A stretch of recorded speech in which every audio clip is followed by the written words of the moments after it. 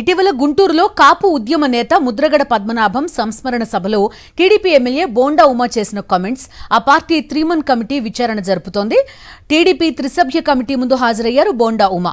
ముద్రగడ సంస్మరణ సభకు హాజరైనందుకు బోండా ఉమకు నోటీసులు ఇచ్చింది టీడీపీ అధిష్టానం.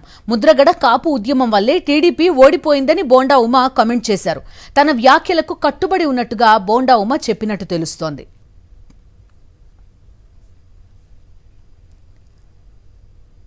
పూర్తి సమాచారం అందిస్తారు మా కరెస్పాండెంట్ సతీష్. చెప్పండి, ఒక పెద్ద వ్యక్తి లేకపోతే కాపు ఉద్యమ నేత చనిపోయినప్పుడు సంఘీభావంగా వెళ్లడం చూస్తున్నాము బోండా ఉమా. ఆయన చేసిన కామెంట్స్ని ప్రస్తుతం త్రిసభ్య కమిటీ ముందు వివరణ కూడా ఇచ్చినట్టు తెలుస్తోంది. డీటెయిల్స్ ఏంటి?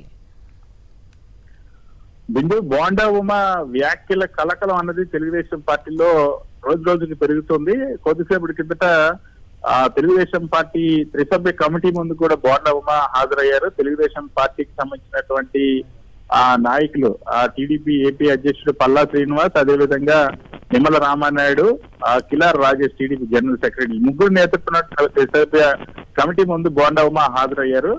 బోండా ఉమాని ఉద్దేశపూర్వకంగా కాపు ఎమ్మెల్యేలు ఎవరు కూడా తెలుగుదేశం పార్టీలో కాపు స్వరాన్ని, కాపు కులం గురించి మాట్లాడడానికి వీల్లేదన్నటువంటి ధోరణిలో బోండా ఉమాని టార్గెట్ చేసి ప్రత్యేకంగా ఈ షోకాజ్ నోటీసులు జారీ చేసి వివరణ కోరారన్నటువంటి వాదన ఉంది. అదే విషయాన్ని అయితే బోండా ఉమా కూడా అంతే శబరణగా తన వ్యాఖ్యలకి కట్టుబడి ఉన్నానన్న అంశాన్ని ఇప్పటికే మీడియాలో కూడా వెల్లడించారు.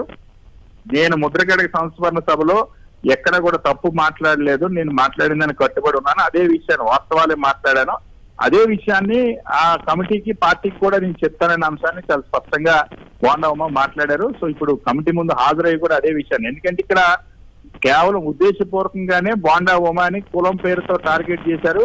బోండా ఉమాని టార్గెట్ చేసి కాపులు ఎవరు ఇక్కడ కాపు స్వరం ఎత్తడానికి లేదు, కాపుల అంశాలపైన మాట్లాడడానికి లేదన్నటువంటి సంకేతం ఇవ్వాలన్నది చంద్రబాబు ఉద్దేశంగా కనిపిస్తోంది. కాబట్టి దీన్ని ఆ కాపు సంఘాల నుండి ఇంకొక వైపు ఆ కేఆర్పిఎస్ కూడా తెలుగుదేశం పార్టీ కాపుల ఆత్మీయ సమావేశాలు పెట్టుకోకూడదా, ముద్రగడ సంస్మరణ సభలు పెట్టుకోకూడదా, దానికి ప్రభుత్వం ముఖ్యమంత్రి అభ్యంతరం ఎలా తెలుస్తారంటూ కూడా కేఆర్పిఎస్ కూడా ప్రశ్నించింది. సో కాపుల అంశం అన్నది తెలుగుదేశం పార్టీని, ముఖ్యమంత్రి చంద్రబాబుని, నారా లోకేష్ ని తీవ్రంగా కలవర పెడుతుంది. సో అందుకోసమే ఉద్దేశపూర్వకంగానే కాపుల గొంతు ఇక్కడ నొక్కాలన్న ఉద్దేశంతోనే ఉమాకు నోటీసులు ఇచ్చారన్నటువంటి వాదన కూడా. అంటే బోండా ఉమా కూడా గతంలో జ్యోతి నెహ్రూ, వంగవీటి రాధ హాజరైనప్పుడు లేని అభ్యంతరం నేను హాజరైతే ఎందుకు వచ్చిందని ప్రశ్నిస్తా ఉన్నారు. అదేవిధంగా ముద్రగడ కాపు ఉద్యమం వల్ల 2014-19 మధ్యలో తెలుగుదేశం పార్టీ ప్రభుత్వం ఓడిపోయింది అన్నది వాస్తవమే కదా, అప్పుడు జరిగినటువంటి పరిస్థితులు ఆ రోజు ఉద్యమానికి సంబంధించి మేము చెప్పినా వెళ్ళలేదంటూ కూడా వ్యాఖ్యలు చేశారు. దానికే